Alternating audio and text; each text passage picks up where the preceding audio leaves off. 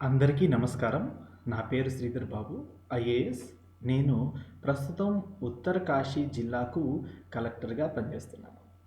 ఉత్తరకాశీ జిల్లా ఉత్తరాఖండ్ రాష్ట్రంలో ఉన్నది. నేను రీసెంట్‌గా అంటే ఈ డిసెంబర్‌లోనే ఇక్కడికి రావడం మూలాన, ఇక్కడ కలెక్టర్‌గా బాధ్యతలు స్వీకరించడం మూలాన ఆహ్, నేను మీ దగ్గరికి స్వయానా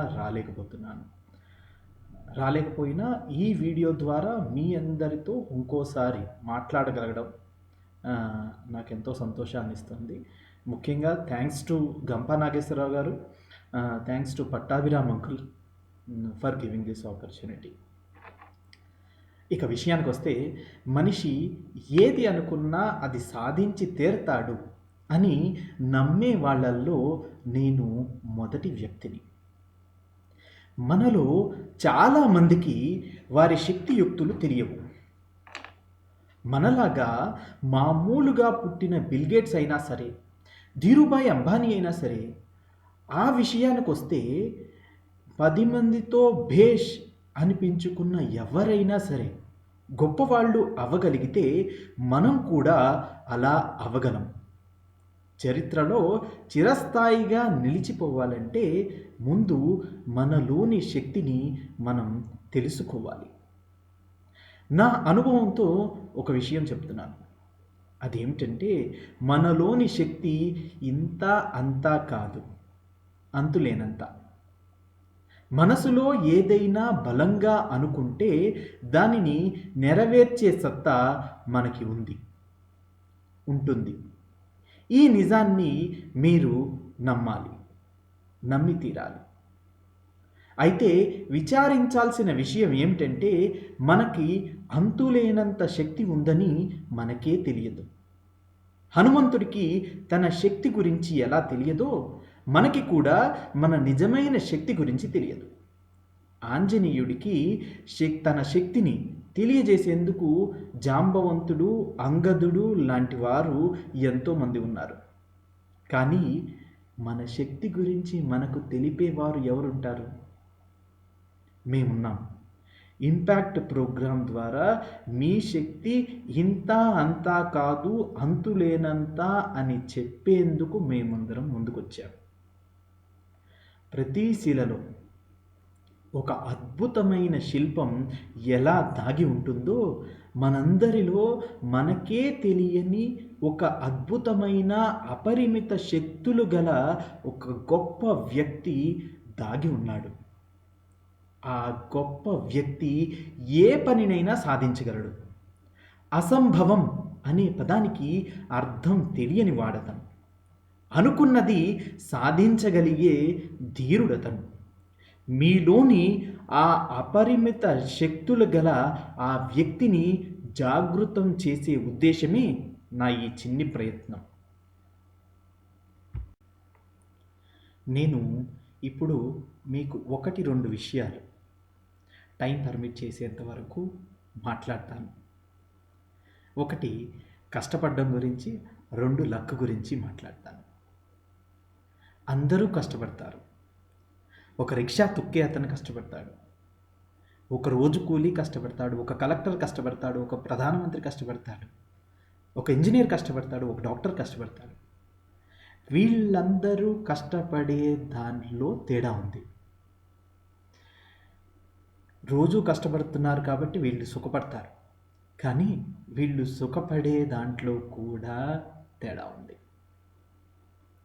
కరెక్ట్ టైంలో కరెక్ట్గా మేల్కొని కష్టపడినప్పుడు తర్వాత జీవితం మొత్తం పూలబాట అవుతుంది.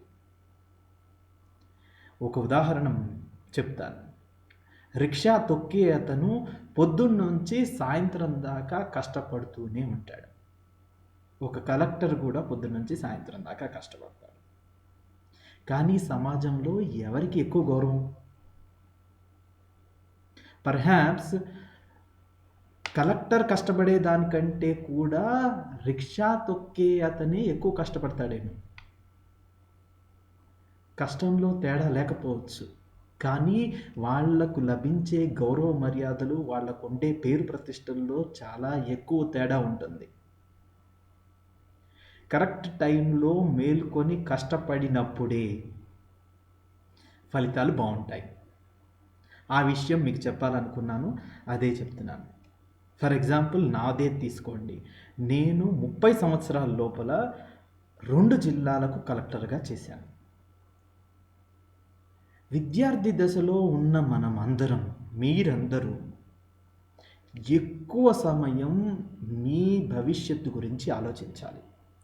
రోజులో మీ లక్ష్యాన్ని మీరు చేరుకోవడానికి ఎంత సమయం వెచ్చిస్తున్నారు అనే దాని మీదే మీరు తరువాత జీవితంలో సుఖపడడం, ఆనందంగా జీవించడం అనేది ఆధారపడి ఉంటుంది.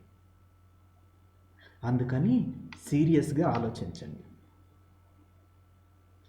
ఇక రెండవ విషయం లక్ గురించి.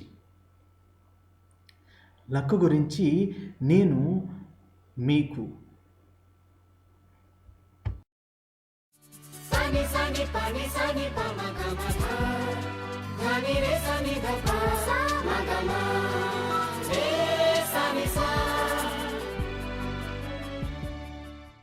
పదిహేను సక్సెస్ అవ్వాలంటే లక్కు ఉండవలసిందేనా? విజేతలవ్వాలంటే అదృష్టవంతులు అయి తీరాల్సిందేనా? మనలో కొందరు సక్సెస్ అయిన వారిని గురించి ఏమనుకుంటున్నారంటే, సక్సెస్ సాధించిన వారి జీవితాలు వడ్డించిన విస్తర్లు. వారు పట్టిందల్లా బంగారం అయిపోతుంది. వారి బాట పూలబాట. ఇక తమని గురించి తాము ఈ విధంగా అనుకుంటుంటారు, మరి నా బ్రతుకు ఎక్కడ వేసిన గొంగళి అక్కడే అన్న చందంగా ఉంది. ఎదుగు బొదుగు లేకుండా ఉన్నచోటే ఉన్నాం. అదృష్టం కలిసిరాక ఇలా ఉండిపోవలసి వస్తుంది. ఇలా సక్సెస్కి అదృష్టానికి లింకు పెట్టేస్తారు. అదృష్టం ఉంటేనే ఎవరైనా సక్సెస్ సాధించగలరని వీరి నిర్ణయం. అదృష్టం వరించేంతగా కష్టపడగలిగితే ఎవరైనా సక్సెస్ సాధించగలరని నేను నమ్ముతాను. జాతకాలను, తలరాతలను నమ్మేవాళ్లు మనలో కొందరు ఉన్నారు. వాళ్లకి నేను చెప్పేది ఒక్కటే: జాతకాల కన్నా, తలరాతల కన్నా, అదృష్టం కోసం ఉంగరాలలో ధరించే రాళ్లను నమ్మే కన్నా ముందు మిమ్మల్ని మీరు నమ్ముకోండి. మిమ్మల్ని మీరు నమ్మితే తలరాతను సహితం మార్చేయవచ్చు. సంకల్ప బలంతో అద్భుతాలను సాధించవచ్చునని, తలరాతలను నిజంగా మార్చుకోవాలని నిర్ణయించుకుంటే అలా జరగడం సంభవమేనని మీకు ఒక ఉదాహరణ ద్వారా చెప్పదలుచుకున్నాను. బ్రిటిష్ వారు మన దేశాన్ని పరిపాలిస్తున్న రోజులవి. మధ్యప్రదేశ్ నాటి సెంట్రల్ ప్రావిన్సులోని మౌలోని ఒక పిల్లాడు పురుడు పోసుకున్నాడు. అతను తన కుటుంబంలో 14వ సంతానంగా జన్మించాడు. ఊరికి చివర్లో దూరంగా బతకాలని తరతరాలుగా నిర్ణయించబడిన కట్టుబాట్లు ఏమీ తెలియకుండా బాల్యంలో మొదటి 5-6 ఏళ్లు ఆడుకోవడంలో గడిపేశాడు. తన తల్లిదండ్రులు తనని పాఠశాలకు గోనె సంచి ఇచ్చి పంపితే ఎందుకో తెలియక మోసుకెళ్ళాడు.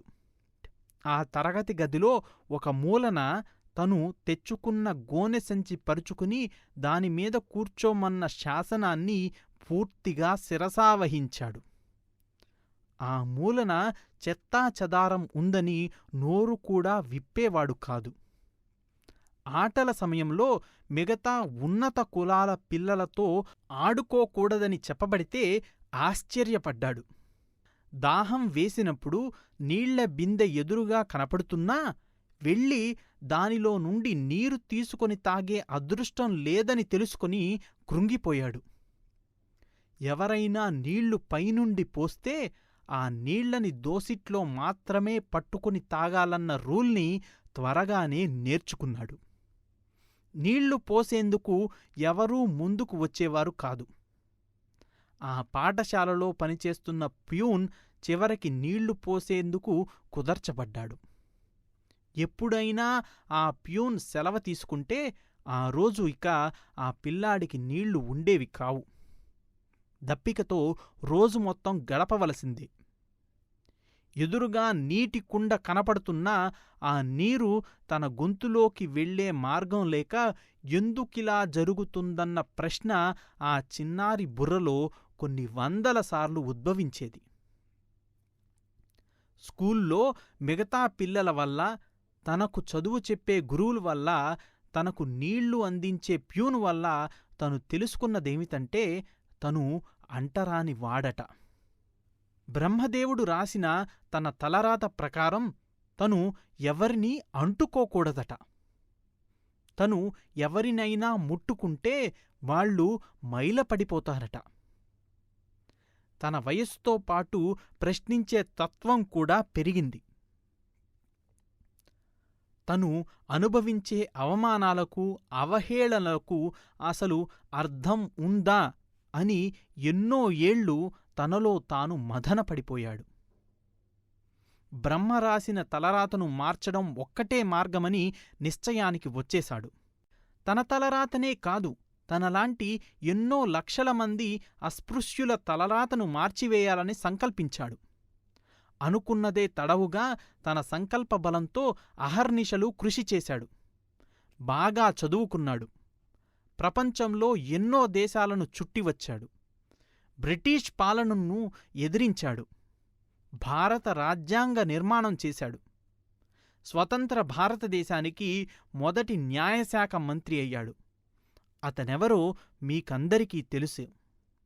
అతడే భారతరత్న డాక్టర్ బాబాసాహెబ్ అంబేద్కర్. నాకు అదృష్టం లేదులే, నా తలరాత ఇంతేలే అంటూ నిరాశా నిస్పృహలకు అంబేద్కర్ కృంగిపోతే మన రాజ్యాంగ నిర్మాణం ఇంత అద్భుతంగా జరిగేదేనా? ఒక రకంగా తను ఎన్నో కోట్ల భారతీయుల తలరాతను రాశాడు. మనం అంబేద్కర్ జీవితం ద్వారా నేర్చుకోవలసిందేమిటంటే, కష్టపడితే ఏదైనా సాధించవచ్చు, ఎంత ఉన్నత స్థానానికైనా వెళ్లవచ్చు, తలరాతలను మార్చుకోవచ్చు, అదృష్ట దేవతలను సహితం శాసించవచ్చు. మన గెలుపోటములకు పూర్తిగా మనమే బాధ్యత వహించాలి. మనలో కొందరు తాము ఓడిపోవడానికి కారణం పరిస్థితుల ప్రభావం అని చెబుతుంటారు. వీరికి ఎప్పుడైనా సమస్యలు ఎదురైతే సరిగ్గా ఎదుర్కొనలేరు. అవలీలగా పక్కకు తప్పుకుంటారు, పారిపోతారు, కుంటి సాకులు వెతుకుతూ తమ ఓటమిని సమర్థించుకుంటారు. దీనినే పలాయనవాదం అంటాం. తన ఓటమికి తను బాధ్యత తీసుకోకుండా ఎదుటివారి మీదనో, తనకు ఎదురైన పరిస్థితుల మీదనో తన ఓటమి బాధ్యతనంతా వేసేయడమే ఈ పలాయనవాద లక్షణం. ఇలాంటి పరిస్థితుల్లో మనిషికి కనీసం తన మీద తనకు నమ్మకం లేనప్పుడు సక్సెస్ గురించి కలలు కనే అర్హత ఉంటుందంటారా? చెప్పండి. మనం కనుక ఈ రుగ్మతలతో ఉంటే మనకి సక్సెస్ రాదు అని వేరే చెప్పనవసరం లేదనుకుంటా. అసలు విషయం ఏమిటంటే, సక్సెస్ సాధించిన వారందరికీ నిజంగా జీవితం వడ్డించిన విస్తరి కాదు. వారికి కూడా సమస్యలు ఉన్నాయి. కాకపోతే వారు ఆ సమస్యలను అధిగమించారు. తాము నిజంగా జీవితంలో పైకి రావాలంటే తమని తాము నమ్ముకోవాలి, కానీ వేరే ఎవరినీ నమ్మకూడదని భీష్మించుకుని కూర్చుని మరీ సక్సెస్ సాధించారు. మనకి అదృష్టం లేదని, మనం మంచి ధనవంతుల కుటుంబంలో పుట్టలేదని, మనకు లక్కు చిక్కడం లేదని బాధపడే వాళ్లను నేను సూటిగా ఒక ప్రశ్న వేయాలనుకుంటున్నాను. మనకు అన్ని అవయవాలు సరిగ్గా ఉన్నాయి. అవి లేనివారు కూడా జీవితంలో ఎంతో ఉన్నత స్థానాలను అధిరోహించి ఆదర్శంగా నిలుస్తున్నారు కదా. కళ్ళు లేనివారు, కాళ్ళు లేనివారు, చెవిటివారు, మూగవారు పట్టుబట్టి మరీ ఐఏఎస్లు అవుతున్నారు.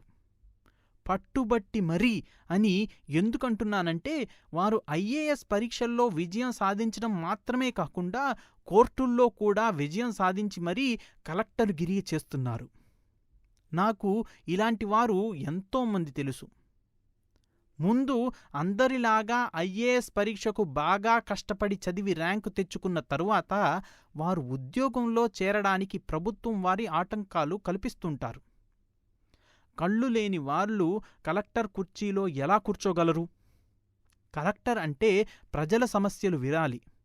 అప్పుడు బధిరులకు ఎలా ఐఏఎస్ శిక్షణని ఇస్తాం అని ప్రభుత్వం చెప్పటంతో వారు కోర్టులను ఆశ్రయించి అక్కడ లక్షలు ఖర్చుపెట్టి ఎంతో టైం వేస్ట్ చేసుకుని మరీ కోర్టుల చుట్టూ తిరిగి కలెక్టర్గిరి చేస్తున్నారు.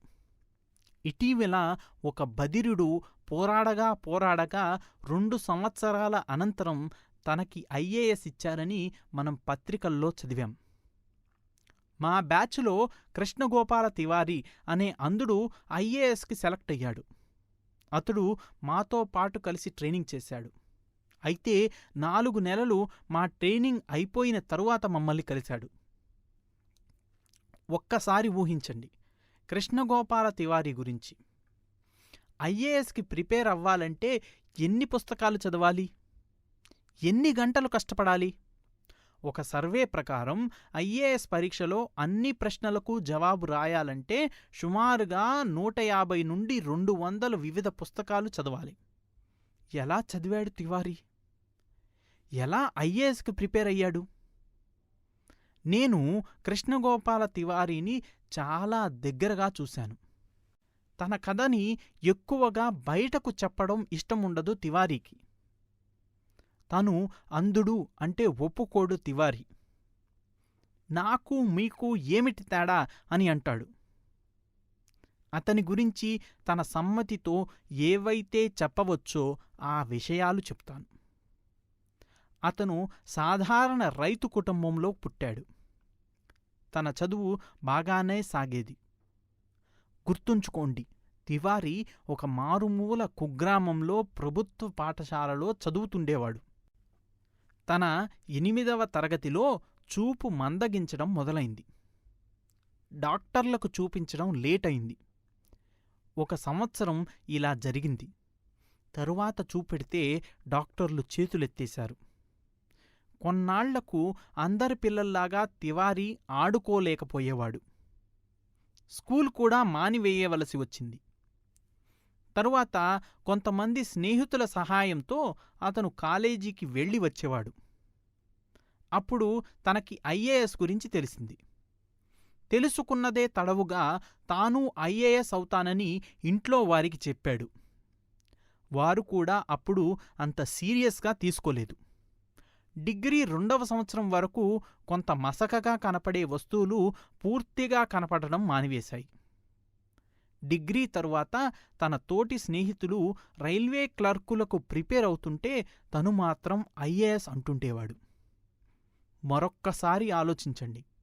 ఐఏఎస్ పరీక్ష గురించి ఊహించాలంటే ఎన్ని పుస్తకాలు మన మైండులో తిరుగుతాయి? వాటిని ఎవరైనా ఎలా చదువుతారు? చదివిన విషయాలను గుర్తు ఎలా పెట్టుకుంటారు?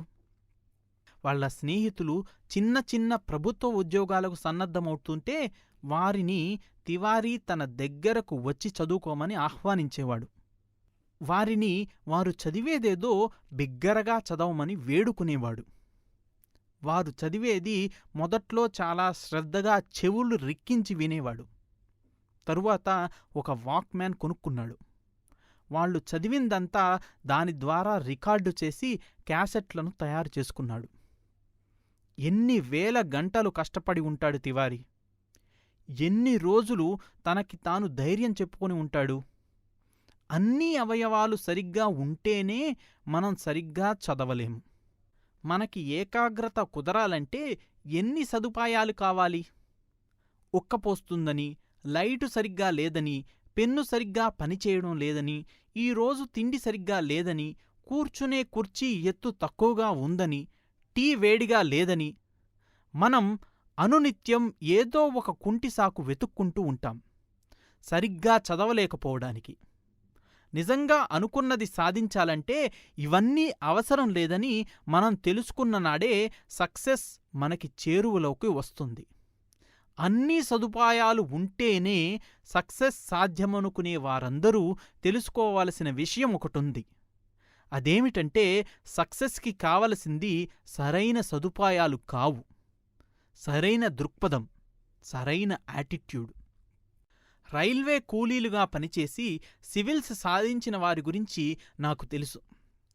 10వ తరగతి 2 సార్లు తప్పి ఇంటి నుండి తరిమివేయబడి లారీ క్లీనర్గా పనిచేసి సివిల్స్ సాధించిన వారి గురించి నాకు తెలుసు. తండ్రి చనిపోతే తల్లి కూలి చేసుకుని కుటుంబ భారాన్ని మోస్తుంటే ఆ తల్లి వేదన కాయకష్టం చూడలేక పరిస్థితులను మార్చాలంటే సివిల్స్లో ర్యాంక్ సాధించి కలెక్టర్ అవ్వాలని కష్టపడి కసితీరా చదివి మెప్పు పొందిన వారి గురించి కూడా నాకు తెలుసు. తండ్రి రిక్షా తొక్కి కుటుంబాన్ని పోషిస్తుంటే టీ తాగితే ₹1.50 డబ్బులు అయిపోతున్నాయి, ఈరోజు టీ బదులు మంచినీళ్లతో సరిపెట్టుకుందామని తనకి తాను చెప్పుకొని యావత్ భారతదేశం అబ్బురపడేలా సివిల్స్లో 7వ ర్యాంకు సాధించిన వారి గురించి నాకు తెలుసు. సివిల్ సర్వీస్ పరీక్షకు ప్రిపేర్ అవ్వాలంటే ఎన్నో పుస్తకాలు కొని చదవాలి. అవి మరీ ఎక్కువ ఖర్చుతో కూడుకున్నవి కాదు. అయినా చేతిలో ₹100 కూడా లేని పేదరికంలో సివిల్స్ పుస్తకాల కోసం మెడికల్ షాపులో పనిచేసి గంటకు ₹5 సంపాదించి తన సివిల్స్ పుస్తకాలన్నీ తనే కొనుక్కుని చదువుకుని అఖిల భారత స్థాయిలో 9వ ర్యాంకు సాధించిన వారిని గురించి నాకు తెలుసు. ఇప్పుడు చెప్పండి, మనకు ఉండే సదుపాయాలు, మనకి ఉన్న అవకాశాలు పైన పేర్కొన్న వారి దగ్గర ఉన్న వసతుల కన్నా మెరుగా కాదా? నిజం ఒప్పుకోండి. వారికున్న పరిస్థితులతో మనకున్న పరిస్థితులను పోల్చుకుంటే ఎవరు అదృష్టవంతులు? మరి వారు అదృష్టవంతులు కాకపోతే వారిని సక్సెస్ ఎలా వరించింది? నేను ఎప్పుడూ చెబుతుంటాను, ఇంతకు ముందు కూడా మీకు మనవి చేశాను, luck also favours those who work hard. ఎవరైతే బాగా కష్టపడతారో వారినే అదృష్టం వరిస్తుంది. సోమరిపోతుల్లాగా జాతకాలను నమ్ముకుని గ్రహాలకు శాంతి చేయించి కర్మసిద్ధాంతాన్ని వల్లిస్తూ కాలం వెల్లదిస్తే మనం సక్సెస్ సాధించలేం. వేరేవారు సక్సెస్ సాధిస్తూ ఉంటే నోరెళ్లబెడతాము. ప్రకృతిలో పక్షులకు కావలసినంత ఆహారం దొరుకుతుంది, కానీ ప్రకృతి పక్షుల గూళ్లల్లోకి ఆహారాన్ని అందివ్వదు. దానికోసం పక్షులు కష్టపడాలి. కష్టపడితే పక్షి బ్రతుకుతుంది. కష్టపడకుండా బద్దకిస్తే వేరే పక్షికి ఆహారమైపోతుంది, లేదా నీరసించి చనిపోతుంది. ఇక్కడ పక్షి చనిపోవడానికి ఏదైనా కారణం ఉంది అంటే అది దాని బద్ధకమే. నన్ను దేవుడు పుట్టించాడు, నారు పోసినవాడు నీరు పోయడా అనుకుంటూ మెట్ట వేదాంతం పక్షి వల్లించిందనుకోండి, ఎవరికి నష్టం? పక్షికే. ఇలా ఎందుకు చెప్తున్నానంటే, ఎలాగైతే ప్రకృతిలో పక్షులకు కావలసినంత ఆహారం దొరుకుతుందో అలాగే ఏదైనా సాధించి చూపించాలనుకునే వారికి అవకాశాలు మెండుగా ఉన్నాయి. పొట్టకూటి కోసం ఎలాగైతే పక్షులు కష్టపడాలో సక్సెస్ సాధించాలనుకునేవారు కూడా కష్టపడాలి. నన్ను అదృష్టం వరిస్తుంది, సరస్వతీదేవి కటాక్షిస్తుంది, కాళీమాత కరుణిస్తుంది అంటూ మీనమేషాలు లెక్కపెడుతూ కూర్చుంటే జీవితంలో ఎప్పుడూ పైకి ఎదగలేము. అదృష్టం లేదు అని ఖాళీగా తిరుగుతుంటే ప్రయోజనం ఏమీ ఉండదు. నా జాతకం ఇంతే అని మనల్ని మనం సమర్థించుకుంటూ కూర్చుంటే ఫలితం లేదు. ప్రతి వ్యక్తిలోనూ ఒక ప్రత్యేకత ఉంది. ప్రతి మనిషిలోనూ ప్రతిభ ఉంటుంది. దానిని వెలికితీసి ప్రతిభకు పదును పెట్టడమే మనం చేయవలసిన పని. ఆ పనిని ఎంత బాగా చేయగలమో మనం అంత ఎక్కువ సక్సెస్ అవుతాము. చివరిగా మనం తెలుసుకోవలసింది ఏమిటంటే, మనకిప్పుడు కావలసింది కర్మ సిద్ధాంతం పైన చర్చ కాదు. పూనుకొని ఏదో ఒక పని చేసేయాలి. అనుకున్నది సాధించాలని అహోరాత్రాలు శ్రమించాలి. అదృష్ట దేవతలను కాదు మనం తిట్టుకోవలసింది. మనం తిట్టుకోవలసింది మన అసమర్థతలను. అసమర్థతని ఒప్పుకొని ఎలా దానిని అధిగమించాలో ఆలోచించాలి. ఒక్క విషయం గుర్తుపెట్టుకోండి, బ్రహ్మ మన తలరాతలను రాశాడంటారు. అది నేను మీరు చూడలేదు. కానీ మనకు తెలిసినదేమిటంటే బాగా కష్టపడితే మాత్రం మన భవిష్యత్ మనమే నిర్ధారించుకోవచ్చు. బాగా శ్రమిస్తే అనుకున్నది సాధించగలిగితే ఆటోమేటిక్గా మన జాతకం మారిపోతుంది. అప్పుడు ఏ గ్రహశాస్త్రాల మీద ఆధారపడవలసిన అవసరం ఉండదు. ఏ జాతక చక్రాల దోషాలను సరిచేసుకోవలసిన అగత్యాలు ఉండవు. మన జాతకం మనమే రాసుకుందాం. మన జీవితాన్ని మనమే తీర్చిదిద్దుకుందాం. ఏ అదృష్టాలను నమ్ముకోవద్దు. చివరగా మరొక్కసారి ముందు చెప్పిందే చెబుతున్నాను. Luck also favours those who work hard. ఎవరైతే బాగా కష్టపడతారో వారినే అదృష్టం కూడా వరిస్తుంది. All the best.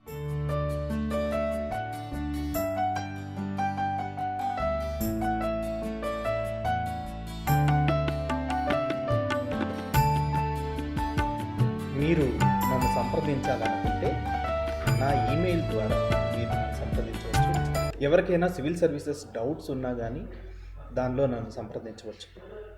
నా ఈమెయిల్ అడ్రస్ నోట్ చేసుకోండి. sriasb@gmail.com. ఇంకొకటి మీరు శ్రీలు MEERUSREELU మీరు శ్రీలు @gmail.com. రెండోసారి చెప్తున్నాను, sriasb@gmail.com. www.meerusreelu.co.in లో కూడా మీరు నన్ను సంప్రదించవచ్చు. Thank you.